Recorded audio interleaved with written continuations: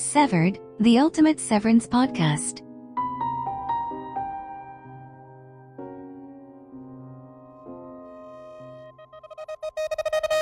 Welcome back, Macrodata Refiners. I'm Alan Esch, your host for Severed, the ultimate Severance Podcast. No time to chat. The gloves are off and the skirmish is underway.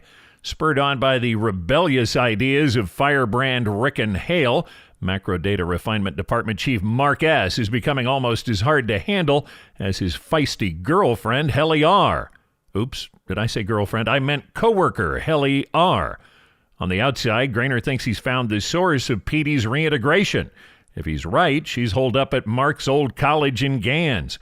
Howdy Mark takes a long overdue phone call, which also leads him to his old college. Meanwhile, on the severed floor, there just might be some self-reporting.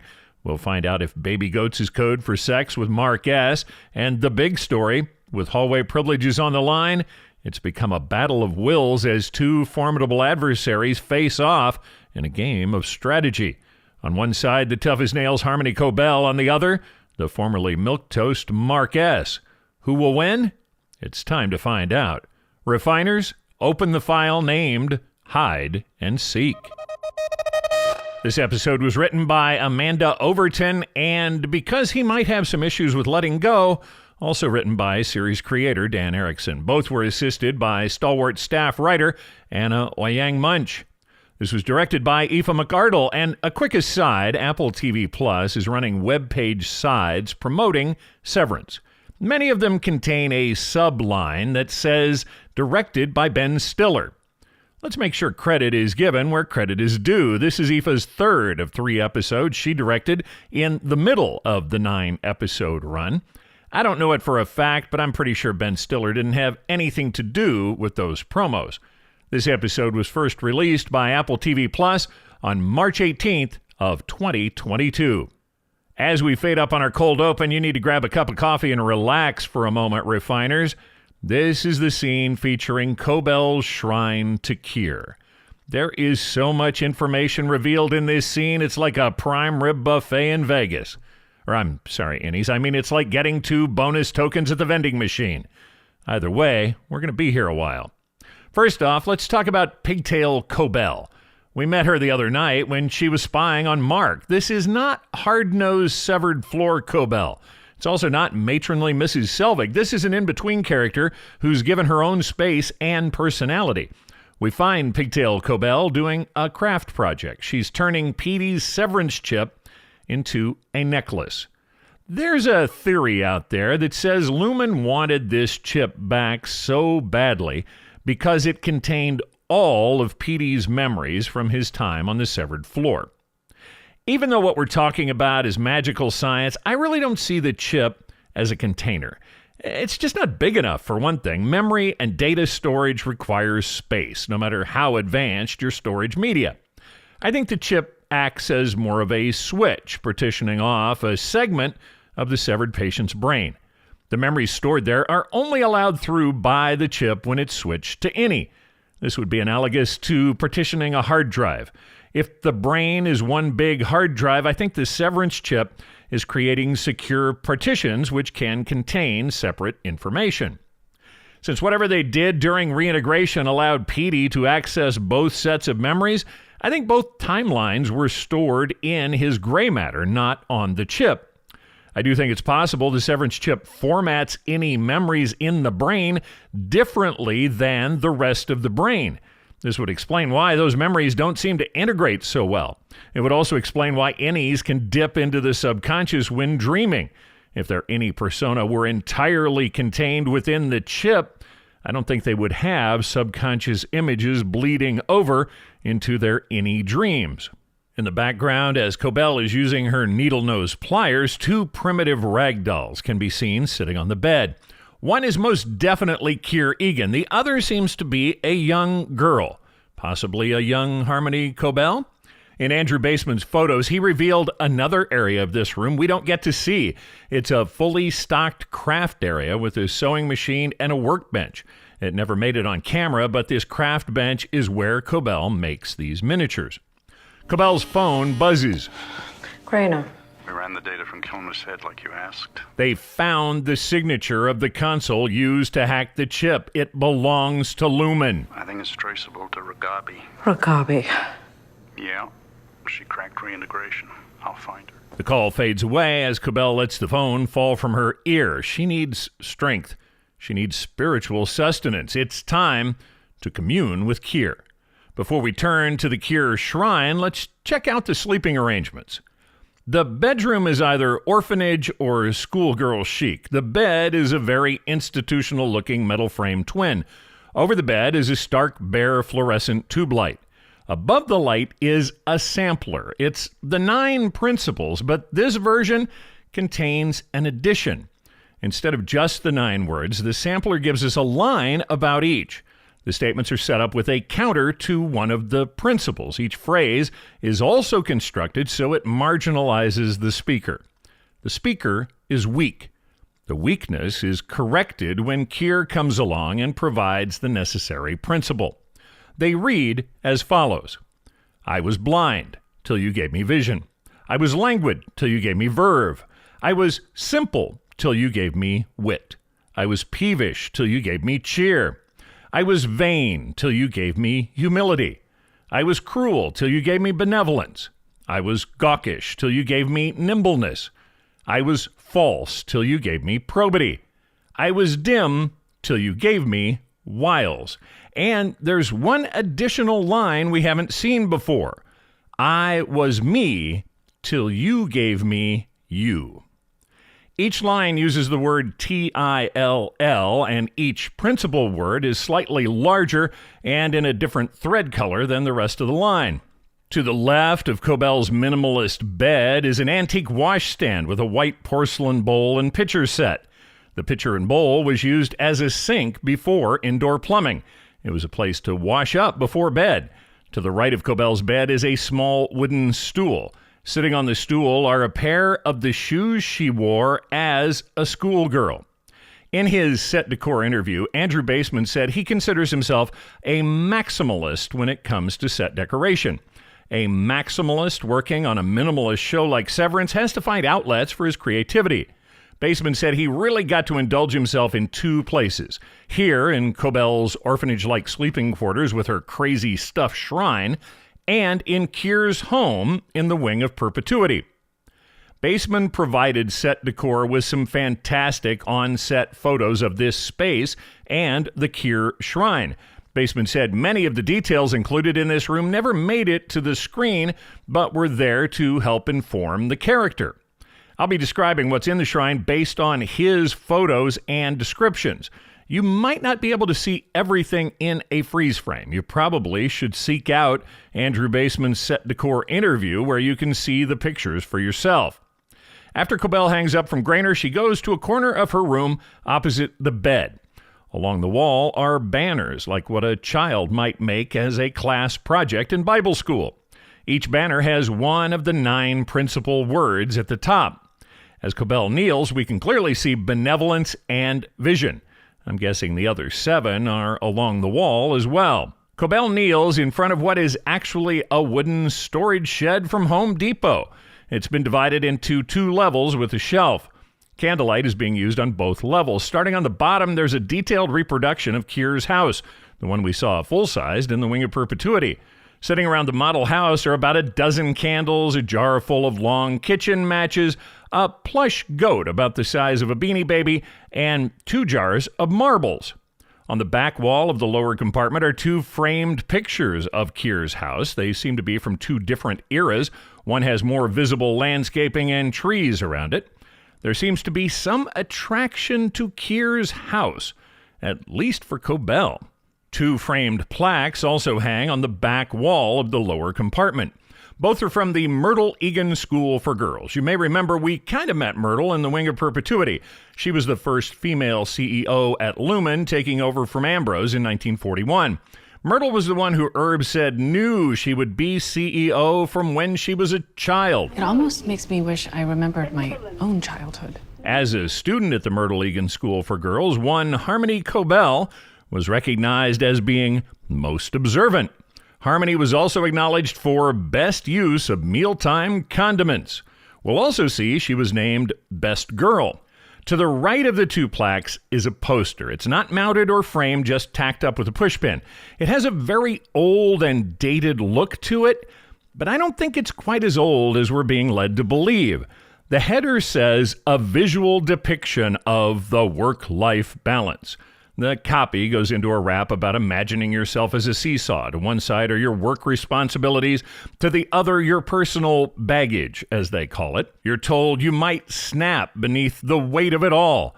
The picture at the bottom shows two young girls in early 20th century dresses. They've been playing on a seesaw, but the board snapped in the middle. The call to action says, ask your supervisor if the severance procedure is right for you. Whoa. How long has Lumen been sticking stuff in people's brains? I don't think quite as long as this poster wants us to believe. There are a couple of things that don't fit. There's a pale pink Lumen logo in the lower right corner of the poster. It's the modern logo, like the one we see on the front of the building. We do see older Lumen logos in other parts of this shrine. Also, one of the items listed under personal baggage is aerobics, meaning your workout. The term aerobics wasn't coined until 1966. It wasn't widely used until the developer published a book called Aerobics in 1968. By the mid to late 1970s, aerobics was gaining ground as a popular workout regimen, but not in the 20s or 30s like this poster would have us believe. I don't think this poster is any older than the late 1970s. Let's move to the upper area of the shrine, where things really get weird. According to Baseman, we're looking at the following items in the upper half of Cobel's Kier shrine. Miniature papier-mâché heads of the four tempers. She's kind of got one in each quadrant. Also, vials of Kier's blood and Kier's nail clippings. Getting weird on us, Harmony. But if you were wanting to make a clone of Kier, here's some DNA to get you started. There are dolls made from clothespins in the images of Kier, Cobel's mother, and Cobel as a little girl. There are several ribbons and awards, a small pamphlet titled Probity, study cards for probity, verve, and wit, antique advertisements for Lumen products, and in the middle of it all, a piercing picture of Kier staring right at us. The red and white ribbon in the upper left of the Kier picture is a pin from ME, the Myrtle Egan School for Girls. It's not for anything specific, but it does list the 9 principles around the edge. A newspaper article is pinned to the upper right corner of the upper section. It describes a new Lumen implant designed to aid in maintaining the work-life balance. It's being reported in the Kier Chronicle, but the paper was 20 cents less than it is today, so this is from a while ago, possibly in the late 70s or early 80s, which would jibe with what I think is the actual date on the poster.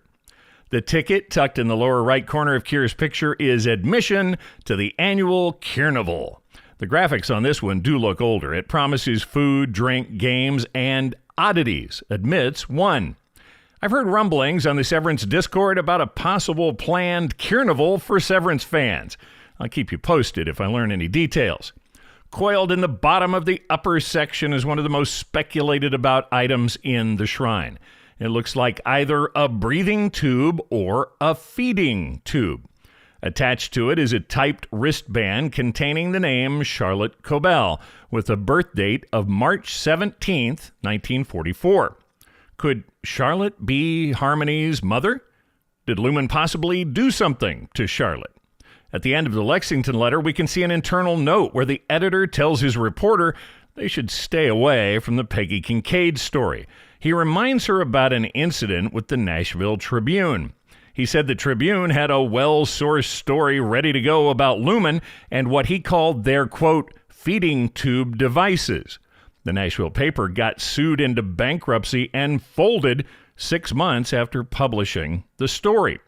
Could Charlotte Cobel somehow have been harmed or killed by a Lumen feeding tube?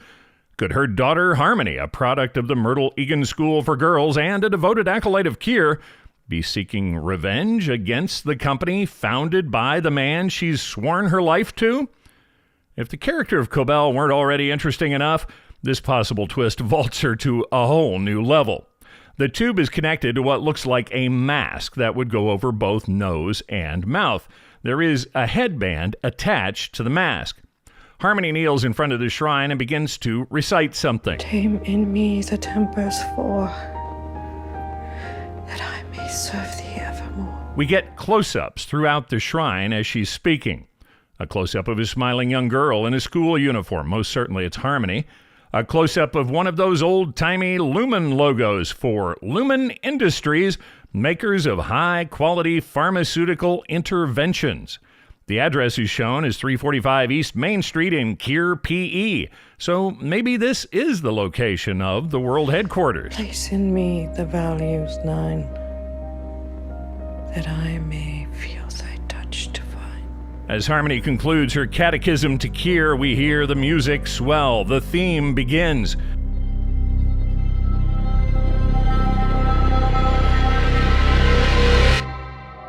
Take a few moments to collect yourselves, refiners. Maybe go wash your hands. I'll talk to you on the other side. We come back from the credit sequence in Mark's basement. His telltale heart has become too much to take. He decides to do something about it before he's driven mad, like the guy in the story. Mark goes directly to the sleeping bag box and paws through it. There's a moment where he can't seem to find it. Could Harmony have heard the buzz while snooping and nabbed it? Nope, there it is.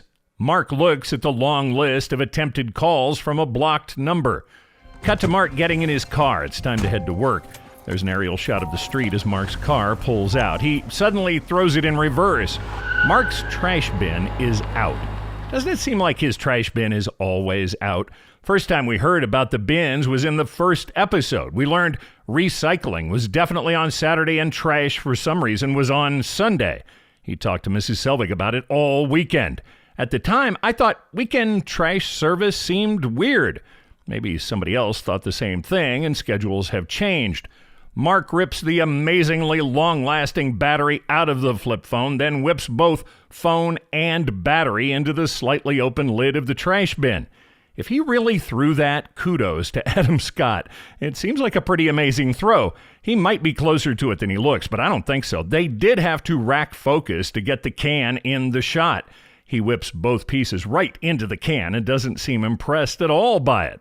If I'd have made that shot, there'd have been a moment of celebration. 9 out of 10 throws, I know I'd have bounced it off the lip of the can. Then I'd have to put the car in park, get out, pick up the phone. Mark roars off, trying to convince himself he's doing the right thing. Cut to a shot of the transistor water tower with the Lumen water drop logo on it.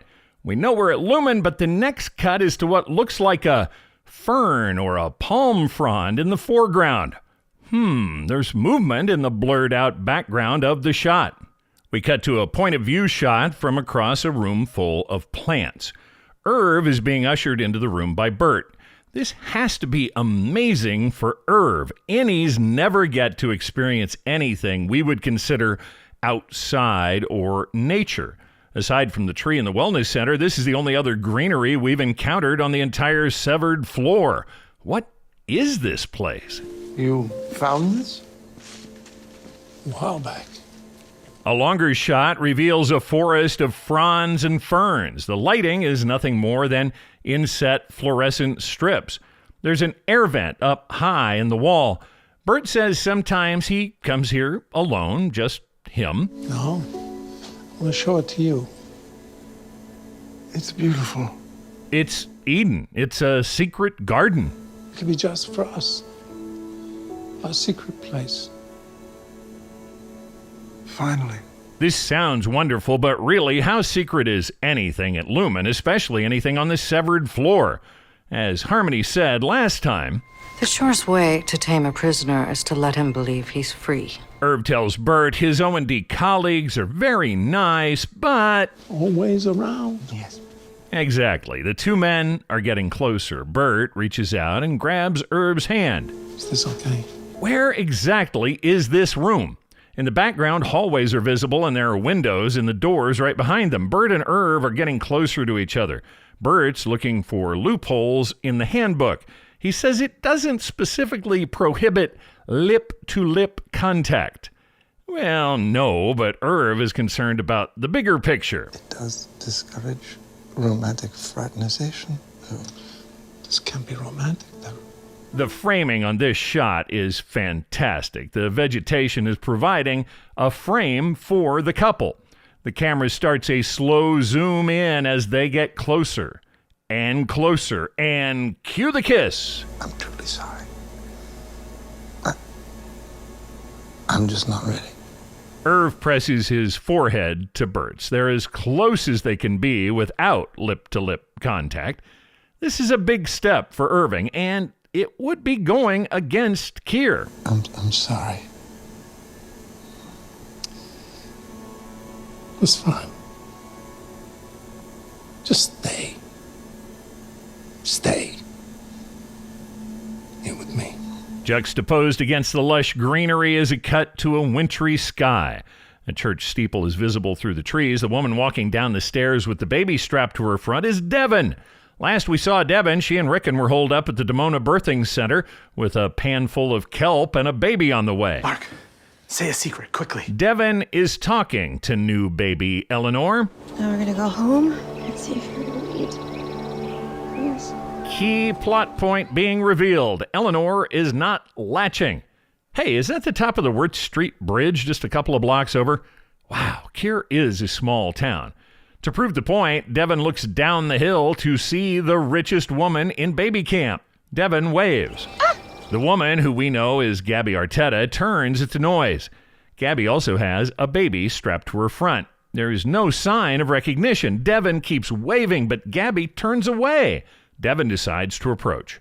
She shared coffee with this woman hours before they each delivered a baby. That's a bond, isn't it? Looks like we both made it through. Gabby says hello, but you can easily see her confusion. Devon, from the retreat, I accosted you for your coffee. Still nothing from Gabby. Devon says he's beautiful as she pats Gabby's baby, He looks like a William. which is what Gabby said she was gonna name him when they met at the retreat. His name's Bradley, actually. First time through, I did get this one. As soon as Devon waved and Gabby blew her off, I thought, this woman is severed.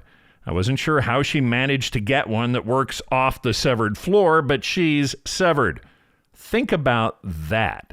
You have one consciousness, an innie, who the only time they are awakened is to suffer through the labor and delivery of a child.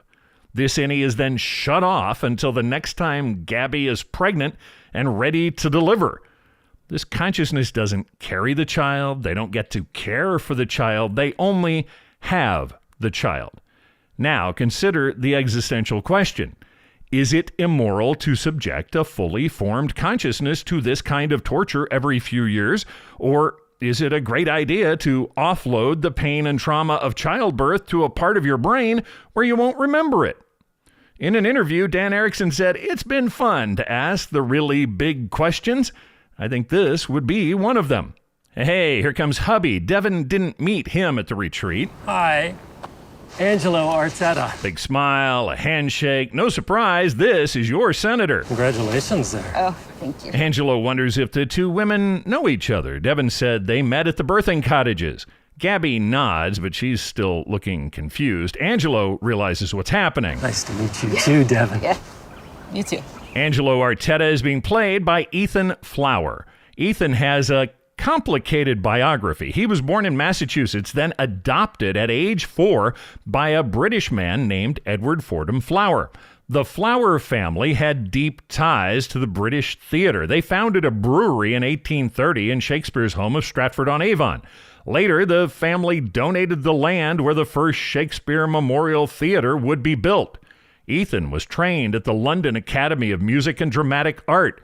His first professional play was at age 12 in a cast that included Cicely Tyson. Ethan has 35 performer credits on his IMDb profile dating back to 1992. After watching this exchange in the park, I'm kind of wondering, didn't Gabby know she got switched off? Surely she didn't just come to one day with a new baby in the house. She really needs to get better at covering for things her innie experienced for her. There's a huge, painful, awkward silence. Wow, Kazal. Angelo turns to Gabby and says they should go. There are some awkward goodbyes as the Artetas walk away. What in the fuckity fuck? Hey, the baby. Sorry. As Devon continues to stare after the retreating Arteta family, we can hear Rickon's voice taking us into a transition. There's a dissolve into another page of the you are. What does camaraderie mean? Most linguists agree it comes from the Latin camera. This one line is the only thing Rickon gets right about his definition of camaraderie. It is true the root is from the Latin camera. After that, come on, Rickon, it's like the World War I thing. To ancient peoples, a camera was not a device for taking photographs. A camera like we know it has only been around since the early 1800s. A camera in Latin meant a chamber. This leads to the French camarade, camarade. It means one who shares the same room or a close companion. You can see the derivation in the Spanish camarada for chambermate. From there, we get the English comrade. Camaraderie, the way Rickon is spelling it, first appeared in English usage in 1840. It was considered a derivation from the French word which happened to be spelled the same way. We do that a lot when we steal from the French. Rickon expands on his entirely incorrect camera connection and runs with it. Which means a device used to take a photograph. And of course, the best photographs are of groups of happy friends who love each other deeply. I caught a fun little detail here. They edited Rickon. If you read down through the text they show us of this page, it says, the best photographs are not of individuals, but of groups. In the audio and in the closed captioning, they cut out the phrase not of individuals and the word but, so we're left with the best photographs are edit of groups. Listen to the clip again. And of course, the best photographs are of groups of happy friends who love each other deeply. It sounds like Michael Chernus may have read it, but it was cut out later. Not sure why, a time thing maybe. Mark is sitting on the floor of the storeroom as he reads these dumb but revolutionary thoughts. Rickon then presents his definition of camaraderie. It's standing together in hard times. It's recognizing a common struggle in another person and reaching out to offer them a loving hand. According to Merriam-Webster, camaraderie is a spirit of friendly good fellowship. As often as we're down on the severed floor, we really don't see all that much work happening. Here we find Mark reading in the storeroom. We cut from him not working in the storeroom to all four Macrodats not working in the kitchenette. It sounds like Irv is hyping a return to O&D, so that would mean more not working. He wants to go immediately, today, which leads us right into another installment of the Irving and Dylan Show. Someone's eager to fraternize. Fraternization has nothing to do with it. This could be the start of us uniting the departments, the way Kier always intended. Maybe his ghost can officiate your wedding. This is inappropriate workplace commentary, and I'm self-reporting you. You're reporting me to yourself. Mm-hmm. I love those guys.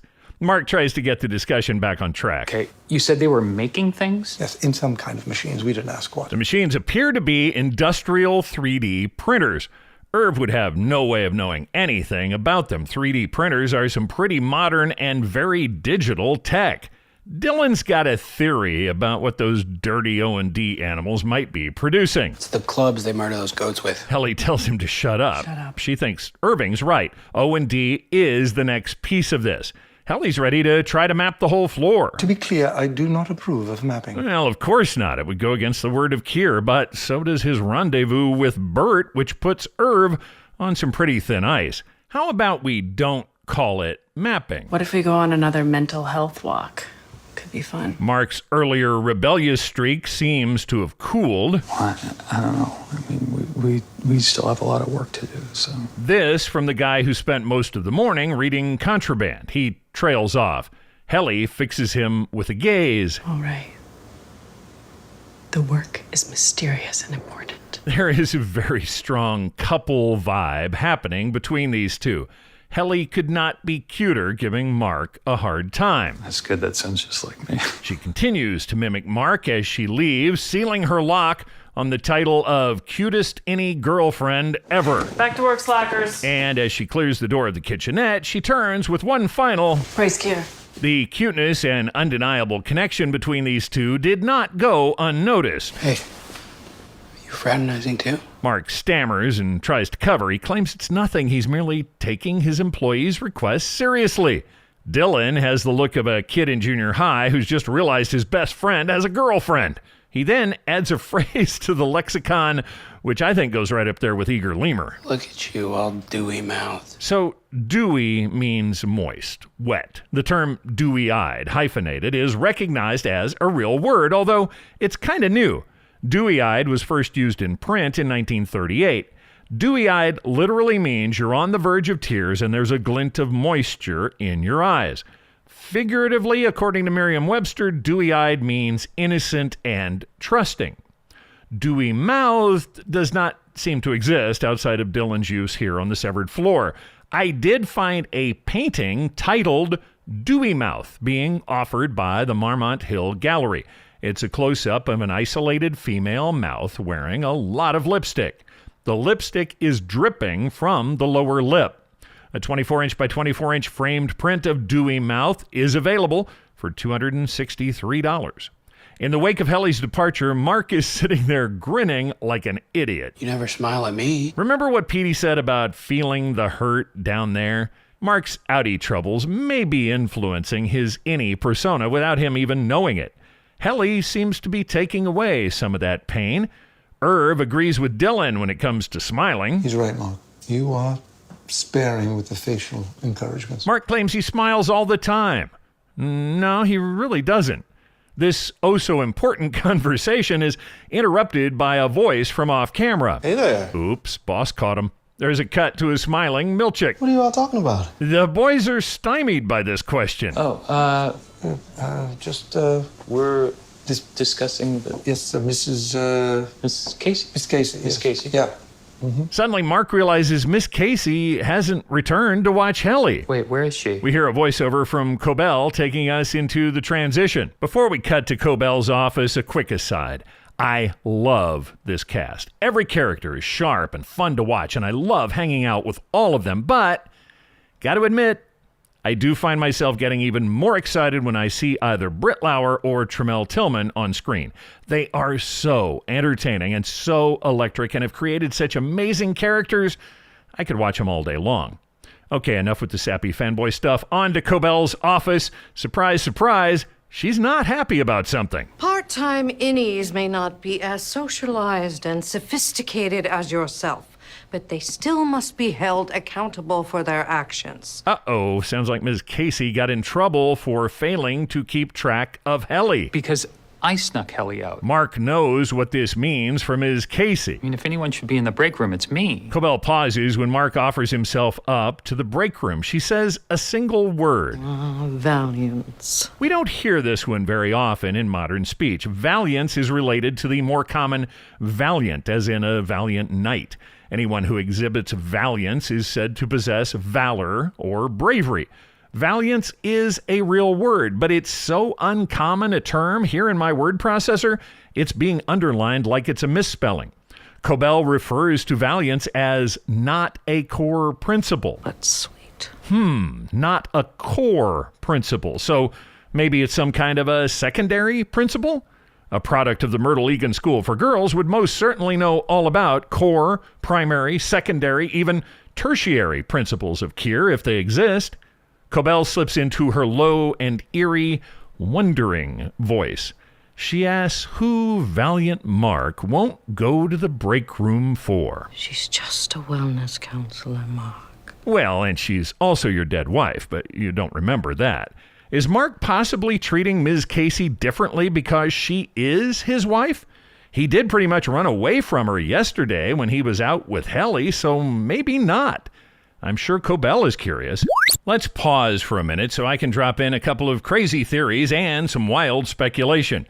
What if the Ms. Casey we've met is not Gemma's consciousness, but merely the reanimated body of Gemma Scout hosting a consciousness that's being built from scratch?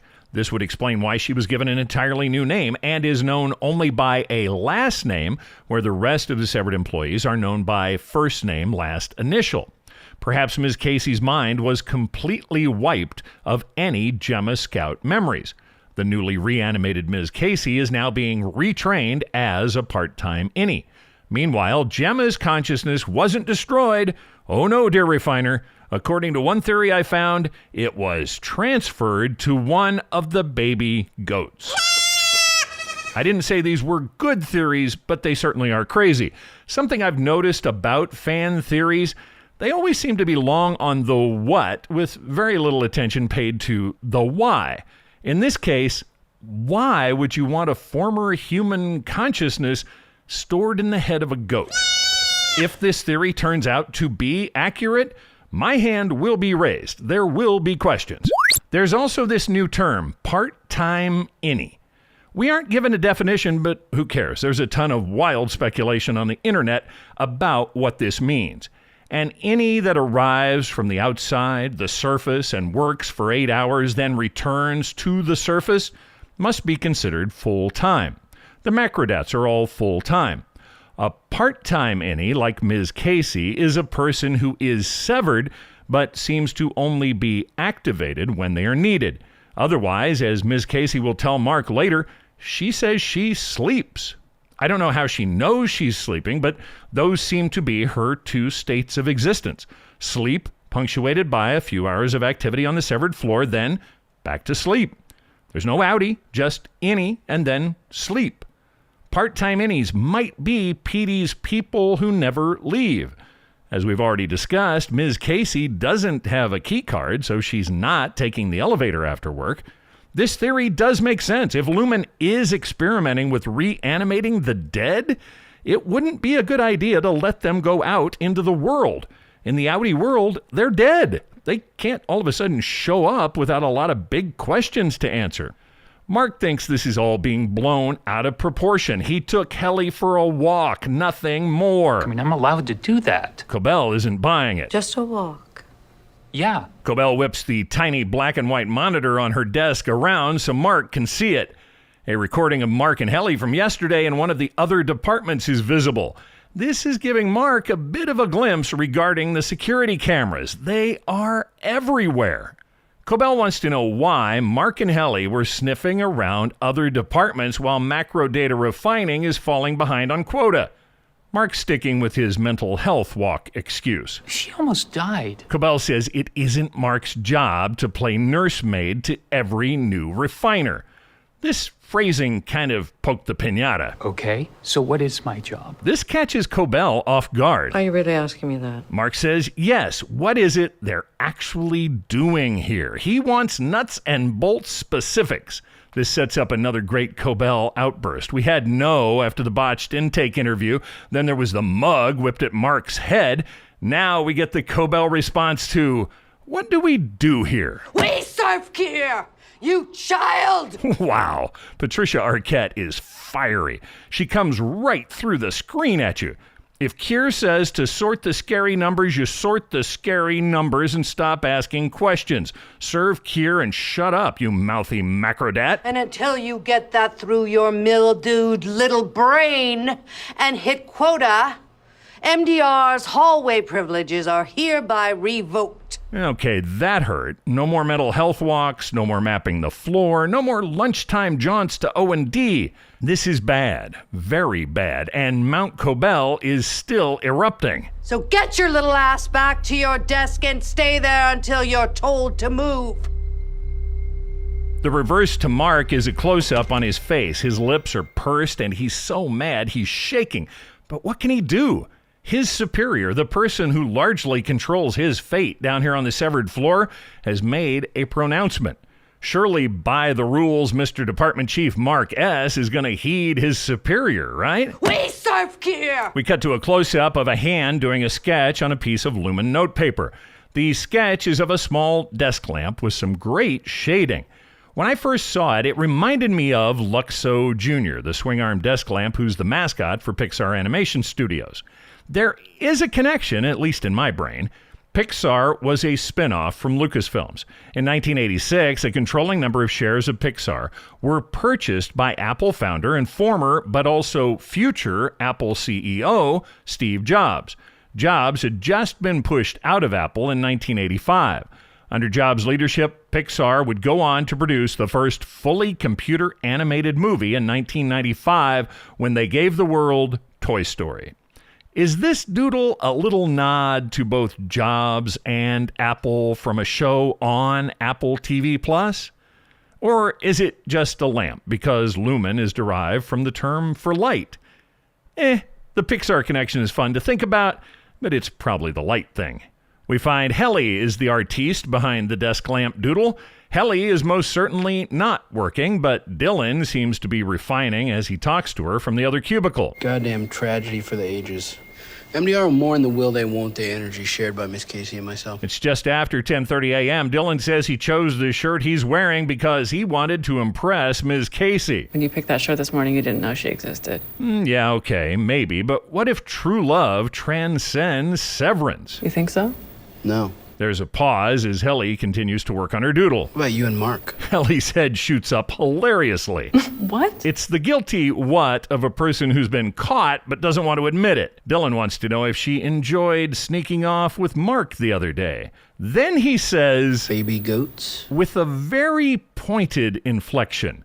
Dylan's horn dog brain is spinning out of control. Helly wants to know why he said it like that. Are you implying that baby goats is code for sex with Mark S? Well, yeah. Dylan nods and kind of mumbles in the affirmative. Helly's shocked, but doesn't directly answer the question. Wow. Is baby goats code for sex with Mark S? We weren't with them the whole time yesterday, but I don't think anything happened. If it did, I'd bet Cobel has a video of it somewhere on her computer. Helly assures him nothing happened. No, they were actual goats. Why would we call it that? Dylan gives her an I believe you, but he doesn't believe her. Mark S. arrives. He's definitely not smiling now. He tells them about Ms. Casey winding up in the break room after yesterday's little adventure. Shit. Is that because of us? Yeah, but you haven't heard the worst of it yet. And we're not allowed in the outer hallways anymore till we hit quota. Mark's even-keeled demeanor is being tested both as an innie and an outie. In a rare display of anger, he kind of loses it. So, no more interdepartmental visits! He specifically directs this comment to Irv. Are you serious? Irv is speechless. There's a close-up on his face that's heartbreaking. This means no more visits to Burt.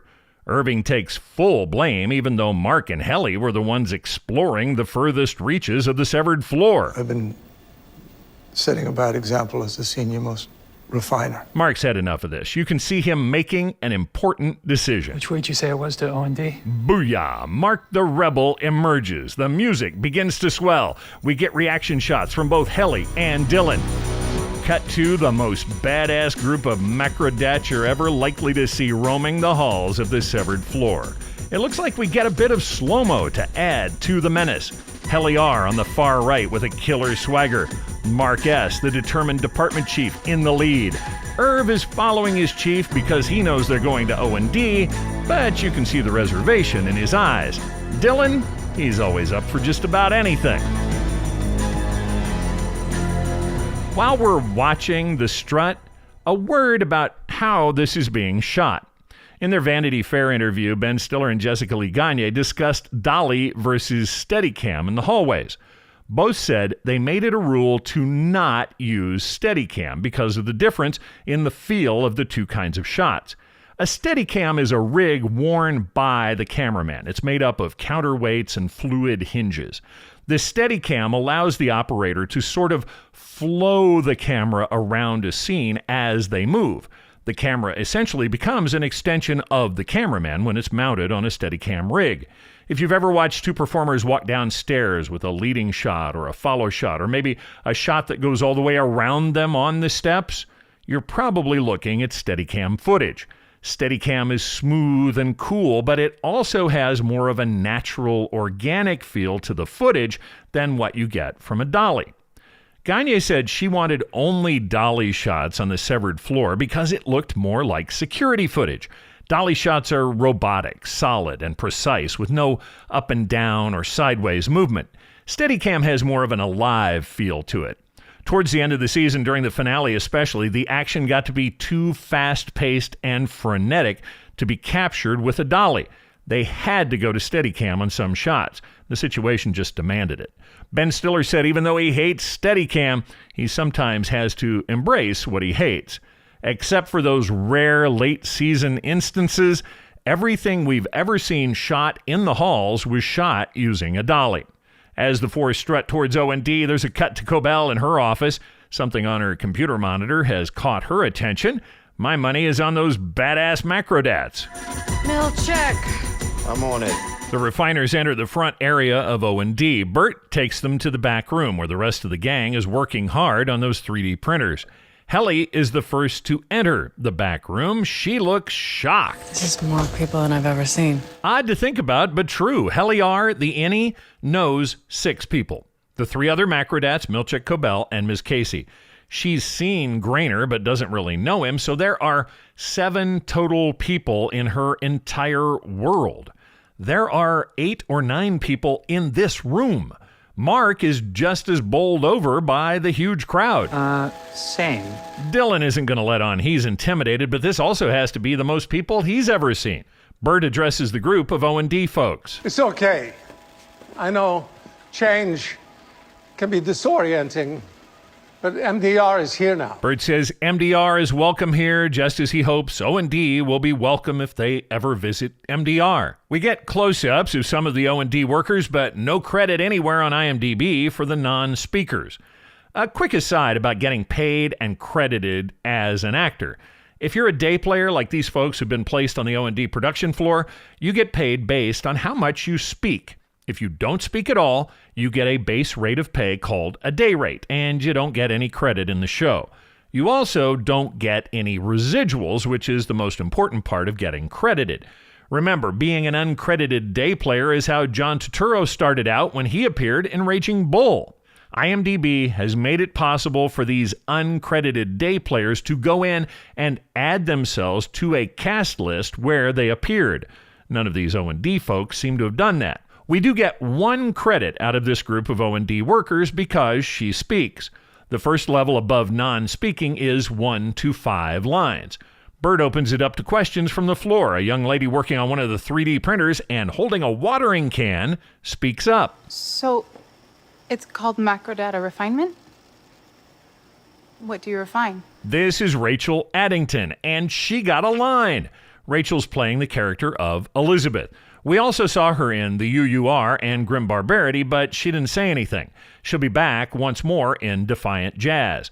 Rachel has 8 total credits on her IMDb profile. 5 of those are shorts. She made an appearance in an episode of a TV series in 2015, and she was in a TV movie in 2016.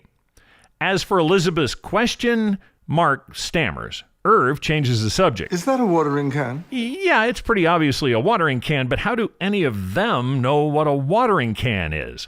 Felicia is visibly upset that a Macrodat would question the work of O&D.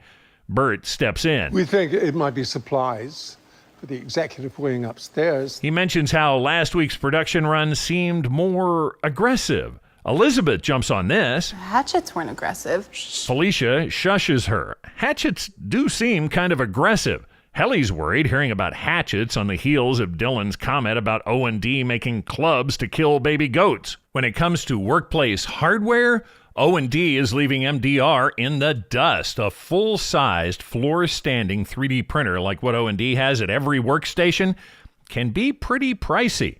Capabilities vary widely, but a 3D printer this size is going to run somewhere around $100,000 per unit. The King's 600 Pro Industrial 3D printer for rapid prototyping is $98,000 from Project 3D Printers. If you're interested, they also have free shipping. I do think these are Lumen brand 3D printers, so I'm betting O&D got a discount.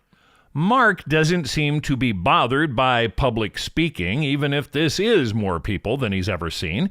He says they want to work together to try to figure this place out. He mentioned finding an apartment the opposite way from here where they are Well, he doesn't want to sound crazy, but where they're... Well, raising baby goats. This one catches Burt by surprise. Raising baby goats. What's with the Helly reaction shot here? Burt says there's a lot that's unknown about this place, but they keep plugging along. It's important work, obviously. Irv feels compelled to echo this sentiment. Everything we do here is important. This is what they've been told their entire work life, or as innies, their entire life. Not only is the work important, but also mysterious, and you don't question it. Helly, of course, has no problem questioning it. It's important because it actually is, or because you're saying it is. There's an uncomfortable silence. We hear someone clear their throat, possibly Mark, who decides we need to get off this particular topic. Maybe we should work together on this. Felicia wants to know what exactly this is. Maybe figuring out why there are baby goats? I'd be up for that too. Mark says they could be finding out how big this place is, or even how many severed floor workers there really are. I mean, why won't they tell us what we're doing here? What are they so afraid of? Burt is fixing Mark with a hard stare. It's difficult to tell where he falls when it comes to these radical ideas.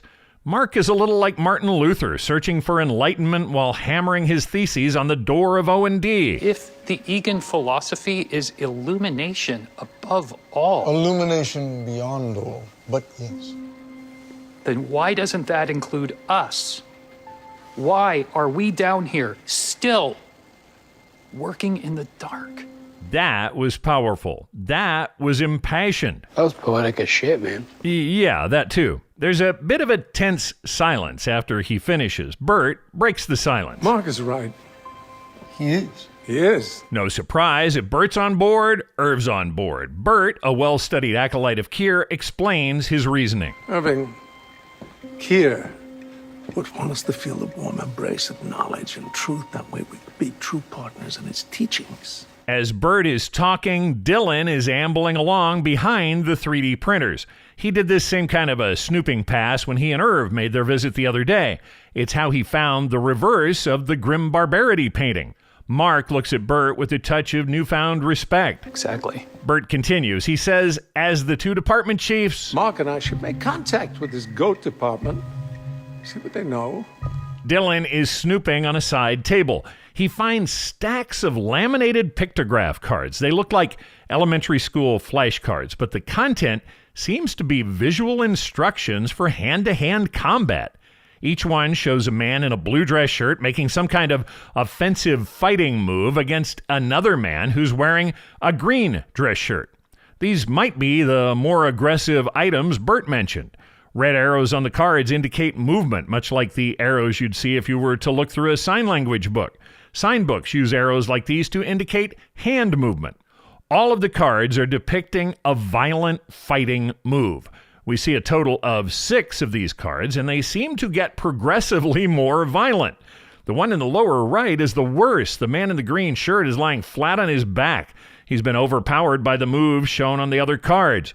The man in the blue shirt is kneeling over him with his hands around his throat.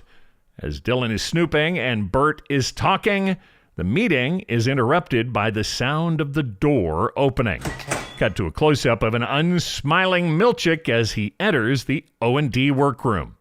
I love this shot. As Milchick Trammell Tillman keeps his hair perfectly coiffed in a tight 70s-looking afro. This is far from Trammell Tillman's usual look. It's all part of the button-down, ready-for-anything nature of the Milchick character. In this shot, we are directly behind Milchick's head.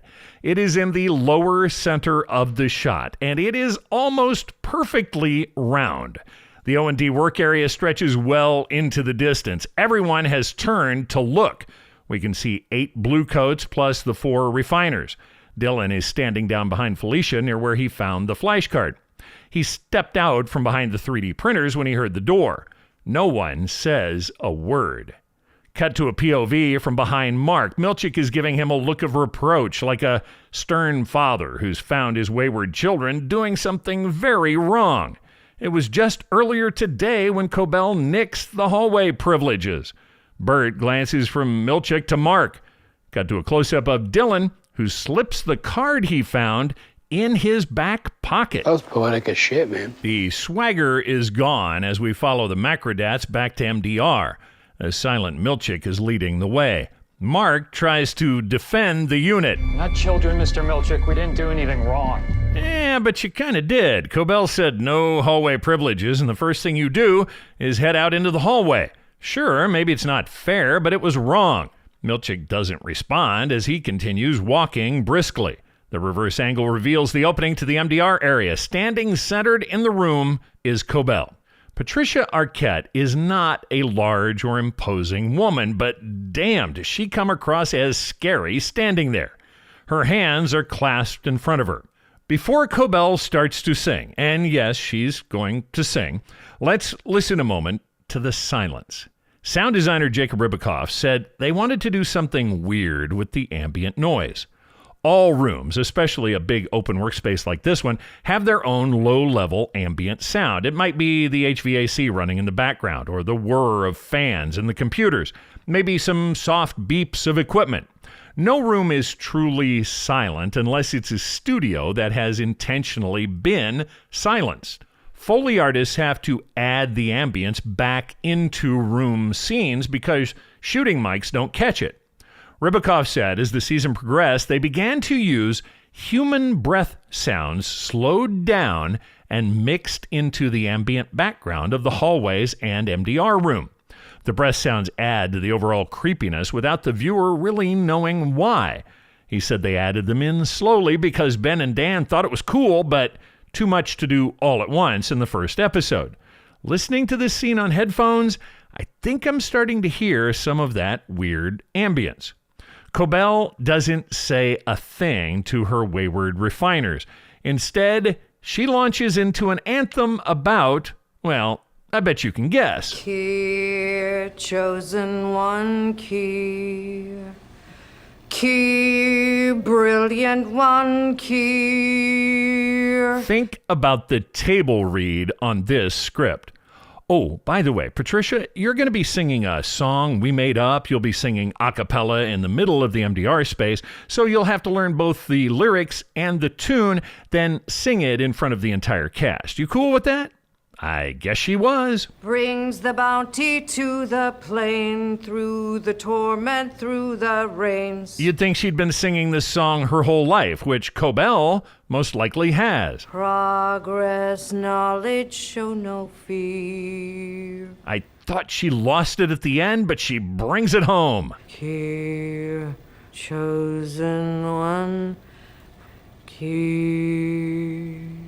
This tune might sound familiar to you. Back in the cold open, when Cobel was kneeling before her Kier shrine, we got the musical signature of this Kier anthem.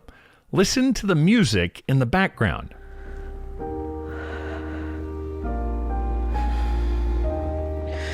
Tame in me the tempers four, that I may serve thee evermore. Place in me the values 9, that I may feel thy touch divine.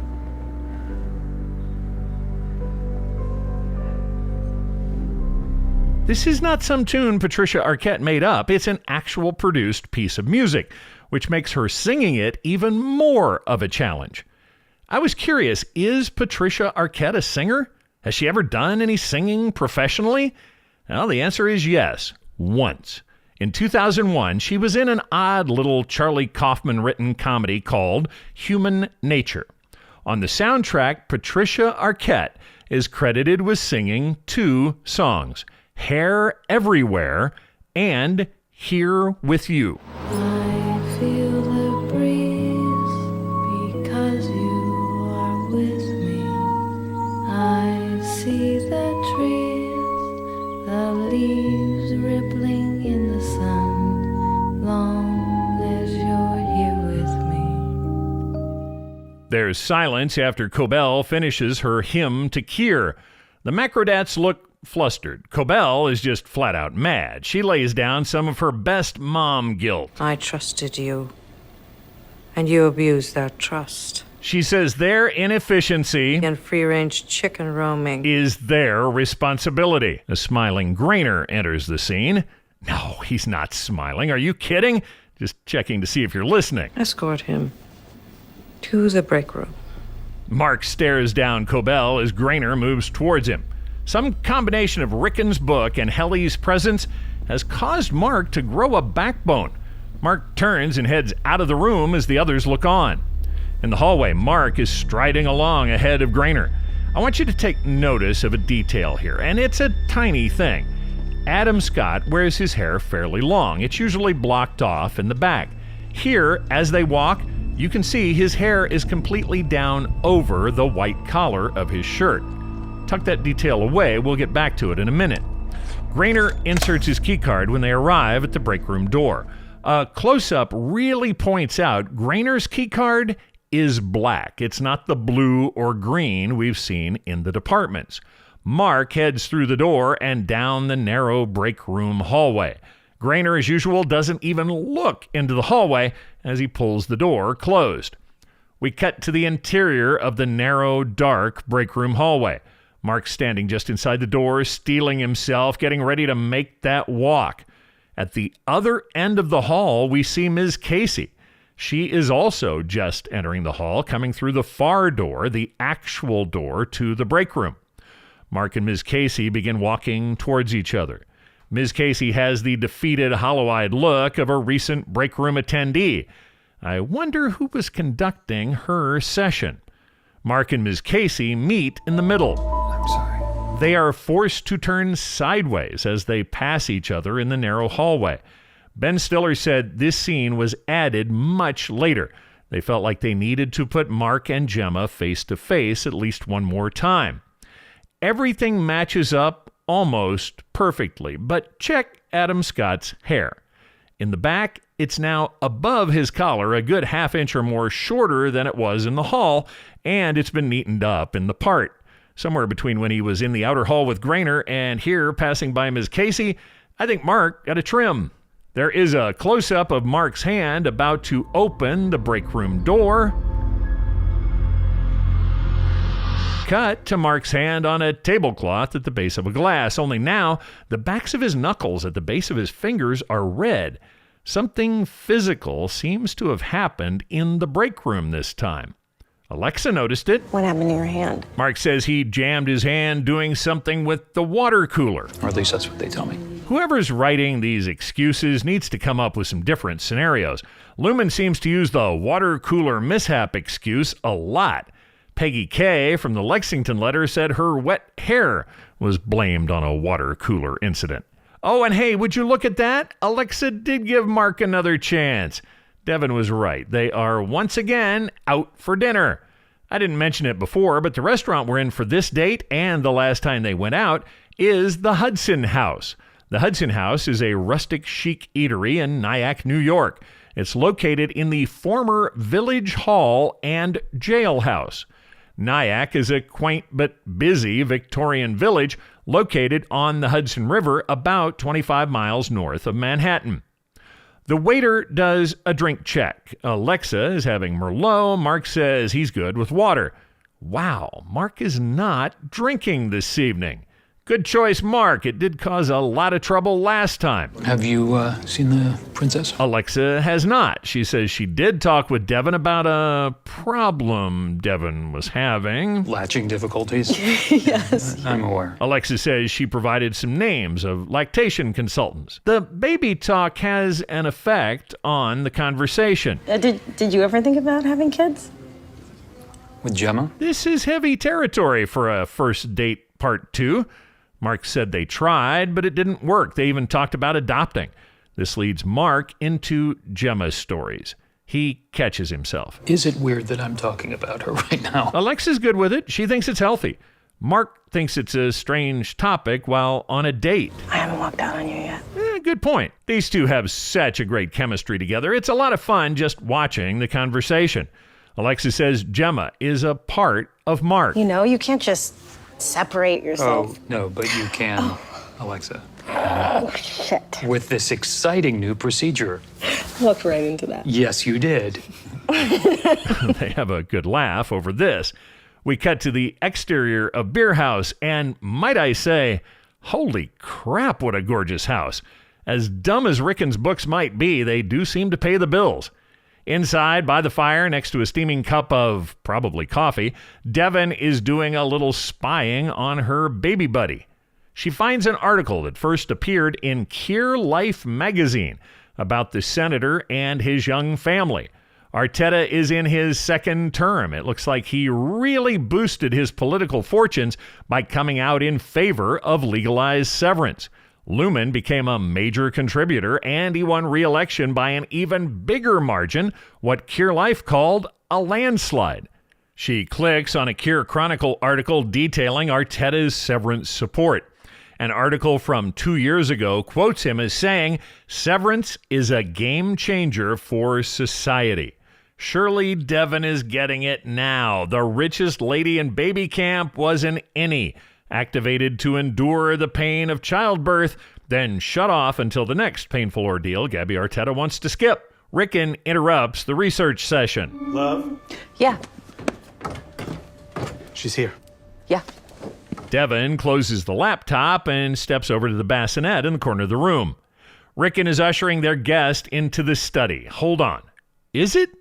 It can't be. You must be Devon. Devon, this is Mrs. Selvig. Not only is she Cobel running things down on the severed floor, she's also Mrs. Selvig, proprietor of some bath salts and oil shop. Now we find she's also a lactation consultant. They know she's Mark's neighbor, and it kind of sounds like Mark recommended her. Think about that for a minute. How did that conversation happen? Kelp worked, huh? I guess I can see Mrs. S getting the latching difficulty details out of Mark. Hey, check the desk behind Selvig. More goats. To the left end is what looks like a goat head, or at least a goat's skull, sitting on some kind of a wire mount. It almost looks like it's floating in front of the window. Before we get into this lactation consultant interview, I want to touch on a couple of theories about why we find Cobel doing this. First, and the one I least subscribe to, she wants to use it as a way to control Mark. It seems way too messy for Cobel. So this theory says by somehow threatening his niece, she can make Mark do something. I don't buy it. Cobel seems to be far more effective as the pushy neighbor / bath salt store owner / lactation consultant. She seems to be able to get Mark to do whatever she wants without destroying her relationship with him. Threatening the baby would definitely kill the relationship. The other theory floating around out there, and the one I can more get on board with, Rickon has Egan roots. We don't know anything about Rickon Laszlo Hale, but he is living and working in this town, controlled by both Kier and Lumen. Why is he here? What if Rickon is some relation, maybe a grandson of Ambrose Egan, the Black Sheep? Somehow the Ambrose line of the family was disgraced. His descendants may have changed the family name, but even with another name, they are still Egans. Rickon doesn't seem to be the CEO type, but perhaps Cobel sees this baby as a descendant of the CEO line and a potential heir to the Egan throne. Cobel wants to make sure the baby's given the best possible care, and she most likely wants to raise the baby steeped in the lore of Kier. This seems more plausible to me than possible kidnapping or baby hostage taking. A quick note, check the warmth of the lighting in this scene. Cinematographer Jessica Lee Gagne said she used tungsten in all of the beer house scenes because she was wanting warmer tones.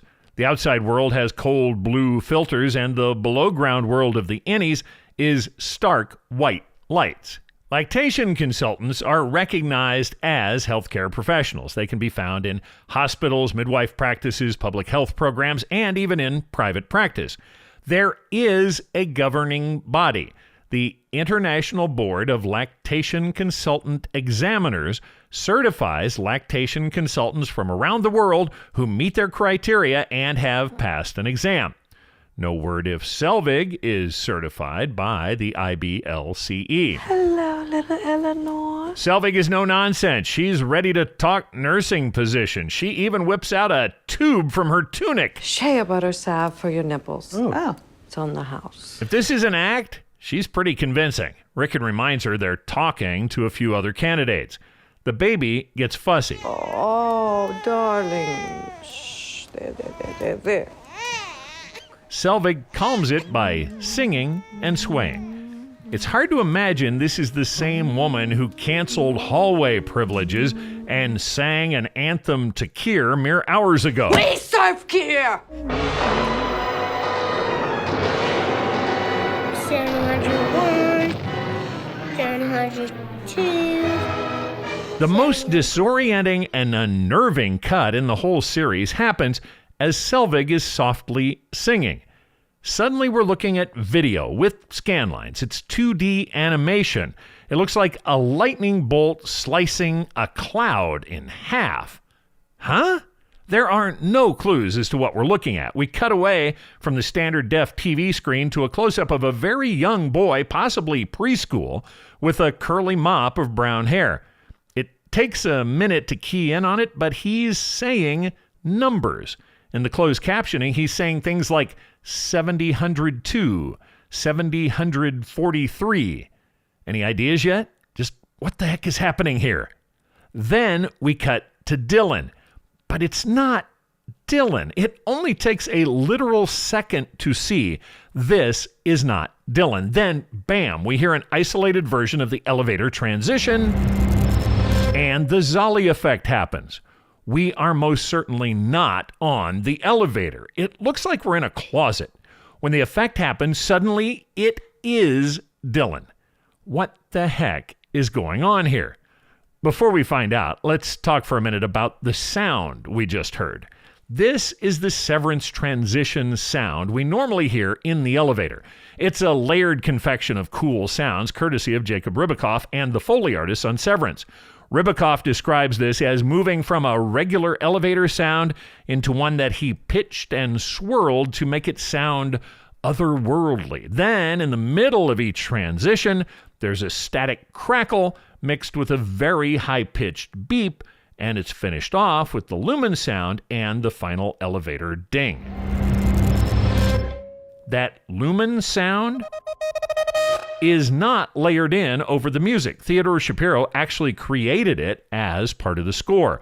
Ben Stiller uses it repeatedly to underscore a cut he calls a Fritz. It took a little digging, but I discovered the history of the Fritz cut. Austrian film pioneer Fritz Lang is credited with creating the Fritz cut. His original intent was to create a transition from a light scene to a dark scene. There are 24 frames of film in a second. Fritz would take 4 frames of the light scene, then cut 4 frames of the dark scene, then 4 of the light, 4 of the dark. The final effect would be a strobing stutter. The sound Theodore Shapiro created is the perfect audio for a Fritz cut. Refiners, for the record, Zach Cherry rocks. For 1 second, we see innie-Dylan, looking like a guy who sat 3 rows in front of you at the PTA meeting. The Zolly and sound effect happens, and suddenly, we're looking at innie-Dylan. This scene is happening in a closet, most likely innie-Dylan's closet. Reverse cut to Milchick. Milchick is sitting in the closet with Dylan. When we cut to him, his phone is up by his ear like he was just talking to somebody. Dylan. Some Redditors commenting on this episode were horrified to think of Milchick in Dylan's house. He's the enemy. Well, not to the outies. Think about Milchick's relationship with the unsevered Helly. He's the comforting guide through the process. He's the one answering their questions and meeting them with flowers at the end of the day. Okay, so maybe he didn't meet Dylan with flowers, but I'd bet he has a good relationship with all of the outies in his department. Think about Mark's sick call. Milchick was caring, friendly, and concerned. You feel better, okay, Mr. Scout? An after-hours visit like this would be unusual, but I can see innie-Dylan welcoming Milchick into his home. I'm sure he was a bit less excited to find out they were going to meet in the closet. As soon as innie-Dylan is present, Milchick gets deadly serious. I've awoken you at home. I need to know where you put it. Are you hearing the heartbeat? Listen for it in the background of this scene. It really heightens the tension. Dylan is distracted by the contents of the closet. Where I put what? The thing he pocketed at O&D. Milchick calls it an ideographic card. The term ideographic refers to something using a symbol as a description without a word or sound. Milchick saw the footage of Dylan taking it, but he doesn't know where it went. Did you smuggle it out? Is it here? We get a longer shot with a bit of a down angle. Dylan is freaking about the closet. Holy shit, is this my house? Milchick tries to get him to focus. He says the card was sensitive information. Someone paid you to smuggle out that card. No, nothing like that. Dylan doesn't even hesitate. He says he stuck it behind one of the toilets. I didn't even know what it was. That's fine, too. Daddy! The kid we met a few minutes ago comes bursting through the closet door. He throws his arms around a very confused Innie-Dylan. Daddy! Milchick roughly grabs the kid by the shoulder. We told you to count to 1,000 and wait outside. We? Well, maybe he means himself and Dylan.